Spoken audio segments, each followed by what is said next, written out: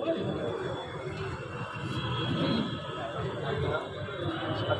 সাইডে সরে আসতে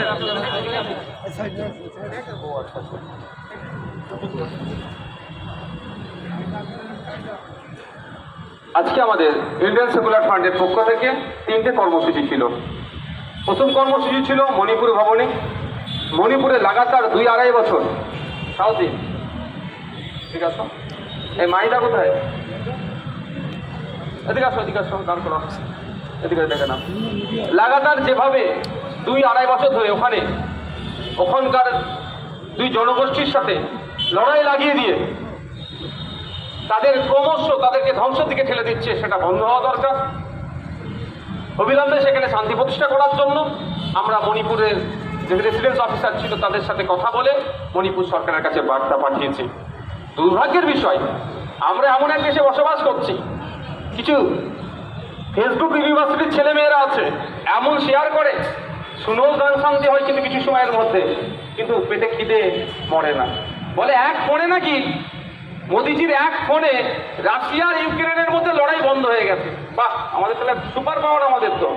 কিন্তু মোদিজির এক ফোনে আমাদের মণিপুরের জাতিদাঙ্গা বন্ধ হচ্ছে না, এটা আমাদের দুর্ভাগ্য। তারা দেখতে পায় রাশিয়া আমেরিকা, তারা গ্লোবালি তারা পৃথিবীর বিভিন্ন দেশ দেখতে পাচ্ছে।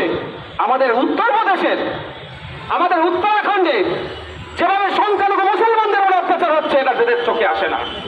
এরা দেখতে পায় পৃথিবীর বিভিন্ন দেশের লড়াইকে বন্ধ করতে পারে, কিন্তু 1991 ওয়ারশিপ অ্যাক্টকে যারা ভায়োলেট করে মসজিদে সংখ্যালঘুদের দ্বারাই প্রশাসনকে কাজে লাগিয়ে সংখ্যালঘু মুসলমানদেরকে গুলি করে মারলো, তার প্রতিবাদ চোখে পড়ে না, বাইরে তাদের নজরে আসে না।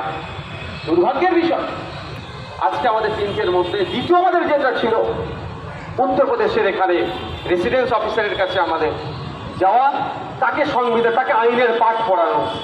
আমাদের যারা প্রতিনিধি দল গিয়েছিলেন তাদেরকে আইনের পাঠ পড়িয়ে এসেছে।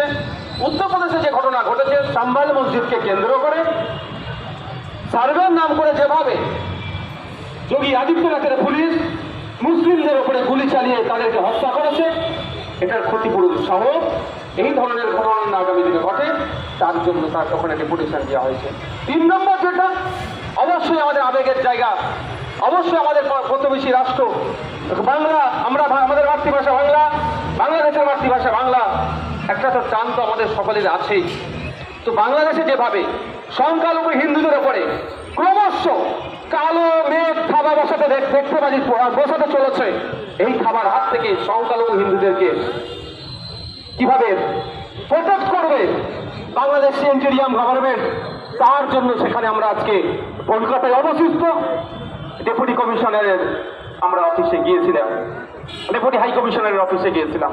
তো যাওয়াকে কেন্দ্র করে জানেন তো কি হয়েছে, সবই বলেছেন। আমরা যে অফিসিয়াল যারা ছিলেন তাদের সাথে কথা বলে